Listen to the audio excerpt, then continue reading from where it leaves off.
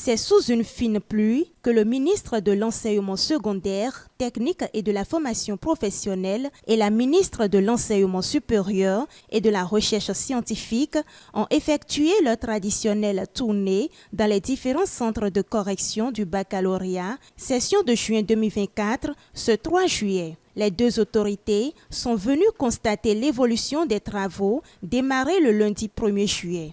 À travers cette descente, nous voulons également vous rappeler ce que vous savez déjà, à savoir que si vous êtes ici, c'est parce que c'est vous qui savez faire le job. Nous évaluons nos apprenants, mais nous savons aussi qu'à travers cet exercice, nous nous évaluons nous-mêmes. Nous évaluons le système, ce qui nous permettra de voir les aspects à corriger et pour donc améliorer ce qui se fait, pour améliorer le système.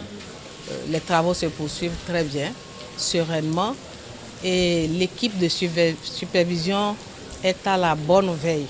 La preuve, elle a partagé avec nous quelques préoccupations dont il faut que nous prenions acte et que nous les traduisions dans les stratégies à venir, à savoir comment nous allons devoir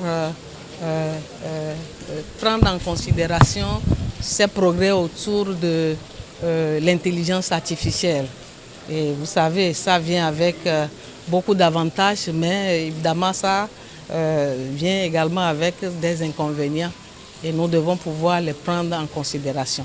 À en croire les correcteurs, le gouvernement a mis en place de nouvelles réformes pour faciliter les corrections, une chose qui a rendu facile le déroulement des travaux. Il y a les attentes des correcteurs qui ont été prises en charge, ce qui fait qu'on n'a pas eu beaucoup de réclamations ces temps-ci. Au niveau du secrétariat aussi, il y a une réforme qui est en train d'être mise en œuvre, à savoir avoir les données de nos secrétaires, des données fiables pour avoir un profil, n'est-ce pas, à définir ultérieurement pour ce volet-là du secrétariat.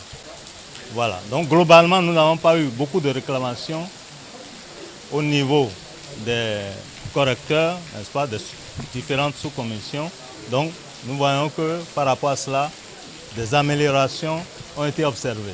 Nous avons corrigé pendant 3 jours les copies de l'épreuve d'études de cas G2. Nous avions eu 2709 copies.